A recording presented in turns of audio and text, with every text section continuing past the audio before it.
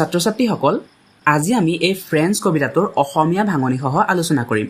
কিন্তু তাৰ আগতে তোমালোকে এই চেনেলটো সাবস্ক্ৰাইব কৰি লোৱা আৰু কাষতে যেটো বেল আইকন আছে সেই বেল আইকনটো অন কৰি লোৱা যাতে মই আপলোড কৰা প্ৰত্যেকটো ভিডিওৰ নটিফিকেশন তোমালোকে পোৱা আৰু ভিডিওটো তোমালোকে চাব পাৰা লগতে এই ভিডিওটো লাইক কৰি দিয়া আৰু তোমালোকৰ বন্ধুৰ লগত এই কবিতাটো শেয়াৰ কৰি দিয়া তো প্ৰথমতে চোৱা তোমালোকৰ কবিতাটোৰ শিৰোনাম হৈছে ফ্ৰেন্ডছ Friends মানে মই কৈছোৱে friends মানে হৈছে বন্ধু What comes to your mind when you think of the word friendship ইয়াত friendship মানে কি বন্ধুত্ব তুমি যেতিয়া বন্ধুত্ব শব্দটোৰ বিষয়ে ভাবা তেতিয়া তোমাৰ মনলৈ কেনেকুৱা ধৰণৰ আনান শব্দ আহে বুলি সুধিছে তো ইয়াত তোমালোকৰ সাৰ্কুল আছে এই সাৰ্কুলত তোমালোকে শব্দকেইটা লিখিব লাগিব তো ফাৰ্স্ট সাৰ্কুলটোত তোমালোকে লিখিবা trust এই সাৰ্কুলটোত লিখিবা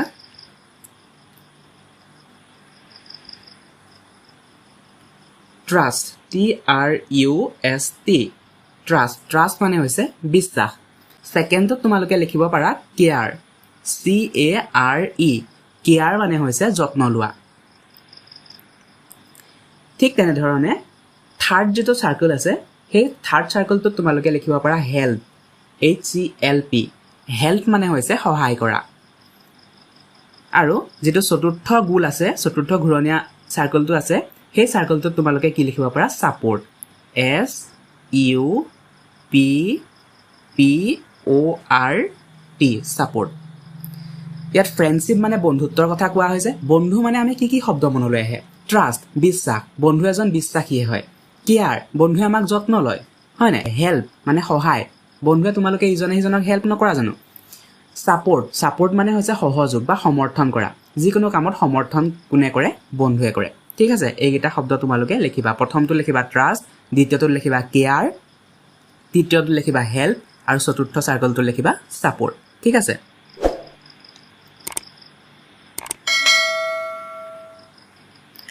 নেক্সট কৈছে read the words put a tick in the box near each word that you can use to describe your friend তোমাৰ বন্ধুৰ বিষয়ে ক'বলৈ তুমি কোন কেইটা শব্দ ইউজ কৰিবা ইয়াত কিছুমান শব্দ দিয়া আছে সেই শব্দবোৰ যি কেইটা শব্দ তুমি ব্যৱহাৰ কৰিবা সেই শব্দ কেইটাৰ বিপৰীতে ৰাইট চিন বা এনেকুৱা টিক চিন তোমালোকক দিবলৈ কৈছে তো শব্দ কেইটা অৰ্থ মই কৈ দিছো ইয়াত ফাৰ্স্ট আছে ট্ৰাষ্টৱৰ্দি মানে হৈছে বিশ্বাসী তো বন্ধু যেহেতু বিশ্বাসী হয় গতিকে এইটো তোমালোকে টিক মাৰ্ক দিব পাৰা দ্বিতীয়টো হৈছে আনৰিলায়েবল মানে হৈছে অবিশ্বাসী হয় জানো বন্ধু নহয় গতিকে এই বক্সটো তোমালোকে নিদিবা তৃতীয়টো দিছে আনসেলফিশ মানে হৈছে নিস্বাৰ্থ যেহেতু বন্ধু এজন নিস্বাৰ্থ হয় গতিকে এই বক্সটো তোমালোকে ৰাইট চিন দিব পাৰা চতুৰ্থটো হৈছে আনকেয়াৰিং মানে হৈছে অসহানুভূতি বন্ধু এজন নহয় গতিকে এই বক্সটো তোমালোকে ৰাইট চিন নিদিবা নেক্সট is সাপোৰ্টিভ মানে হৈছে সহায়ক বন্ধু এজন নিশ্চয় এজন সহায়কে হয় গতিকে এই বক্সটো তোমালোকে টিক মাৰ্ক দিব পাৰা তাৰ পিছত দিছে কেয়াৰিং মানে হৈছে যত্ন লোৱা গতিকে বন্ধু এজনে যেহেতু যত্ন লয় এই বক্সটো তোমালোকে টিক মাৰ্ক দি দিবা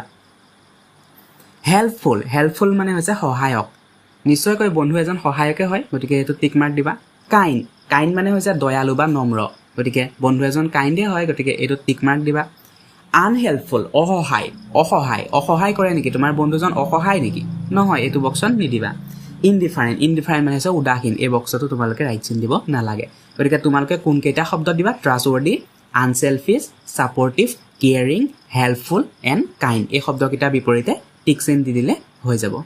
তো এই কবিতাটোৰ নাম হৈছে ফ্ৰেন্ডছ আৰু ফ্ৰেন্ডছ কবিতাটো কোনে লিখিছে আমি প্ৰথমতে চাই লওঁ কবিজনৰ নাম হৈছে এভি ফেয়াৰৱেল ব্ৰাউন কবিজনৰ নামটো মনত ৰাখিবা এভি farewell brown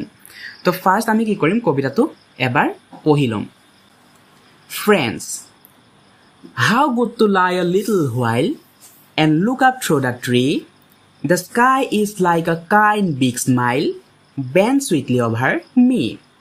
The sunshine flickers through the lace of leaves above my head and kisses me upon the face like mother before bed. The wind comes stealing over the grass to whisper pretty things, and though I cannot see him pass, I feel his careful wings. So many gentle friends are near, whom one can scarcely see, A child should never feel of fear wherever he may be. এতিয়া আমি কবিতাটোৰ অসমীয়া ভাঙনি চাওঁ আহা ইয়াত প্ৰথমটো ষ্টেঞ্জাত দিয়া হৈছে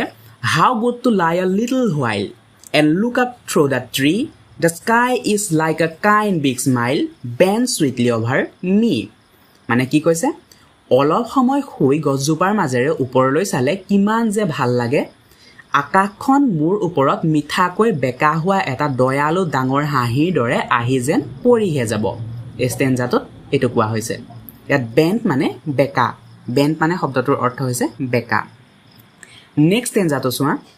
The sunshine flickers through the lace of leaves above my head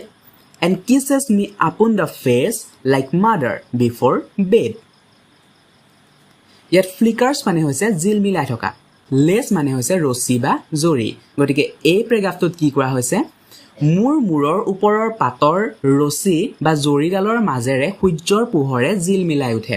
আৰু শুই উঠাৰ আগতে মায়ে যিদৰে মুখত চুমা খায় ঠিক সেইদৰে সেই পোহৰেও মোৰ মুখত চুমা খায় নেক্সট ষ্টেঞ্জাটো চোৱা The wind comes stealing over the grass. ইয়াত চাবা এটো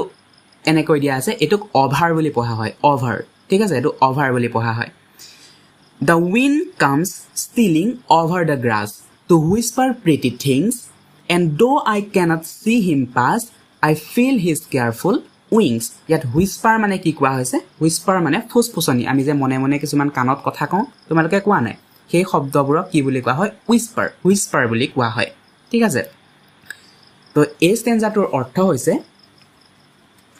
এজাক বতাহে ঘাঁবোৰৰ ওপৰেৰে মনে মনে মোৰ ওচৰলৈ আহে কিছুমান সুন্দৰ কথা ফুসফুসাই ক'বলৈ আৰু যদিও মই বতাহজাক পাৰ হৈ যোৱা দেখা নাপাওঁ তথাপি তাৰ দেউকাবোৰ সাৱধানে অনুভৱ কৰিব পাৰো ঠিক আছে তাৰ নেক্সট ষ্টেঞ্জাটো চোৱা So many gentle friends are near whom one can scarcely see. A child should never feel of fear wherever he may be. তো এই ষ্টেঞ্জাটোৰ অৰ্থ হৈছে So many gentle friends are near মানে ইমানবোৰ নম্ৰ বন্ধু ওচৰতে আছে যিবোৰ প্ৰায়ে আমি দেখা নাপাওঁ কিন্তু সিহঁত যতেই নাথাকক কিয় শিশুসকলে ভয় অনুভৱ কৰা উচিত নহয় বুজি পালা কবিতাটোৰ কবিজনৰ নাম হৈছে এভি ফেয়াৰৱেল ব্ৰাউন গতিকে এটা কবিজনৰ বিষয়ে আমি অলপ পঢ়ি চাওঁ আহা About the poet কবিজনৰ বিষয়ে এভি farewell brown is an American author ইয়াত কি কোৱা হৈছে এভি ফেয়াৰৱেল ব্ৰাউন হৈছে এজন আমেৰিকান কবি বা লেখক She was born on August 21st, 1871 at Boston, Massachusetts নামৰ যিখন জেগা তাত বস্টন নামৰ এখন ঠাই আছে সেই বস্টনত 21 আগষ্ট 1871 চনত তেওঁৰ জন্ম হৈছিল She is well known for her children poem and fantasy stories. তেওঁ কিহৰ বাবে জনাজাত বা তেওঁ কিহৰ বাবে বিখ্যাত শিশু কবিতা তেওঁ বিভিন্ন ধৰণৰ শিশু কবিতা ৰচনা কৰিছিল আৰু ফ্যান্টাসি ষ্টৰিজ মানে কাল্পনিক কাহিনী বা কাল্পনিক কিছুমান সাধু Some of her famous works are তেওঁৰ কিছুমান বিখ্যাত যি কৰ্ম সেই কৰ্ম হৈছে The Book Saints and Friendly Beasts, A Pocketful of Posies. এই দুখন তেওঁৰ কিতাপৰ নাম তেওঁৰ কৰ্মৰ বিষয়ে উল্লেখ কৰে She died on March 5th, 1927 at Boston, Massachusetts. মাছেচুচেটছৰ বুষ্টন চহৰতে তেওঁ 1927 চনৰ 5 মাৰ্চ তাৰিখে মৃত্যুবৰণ কৰে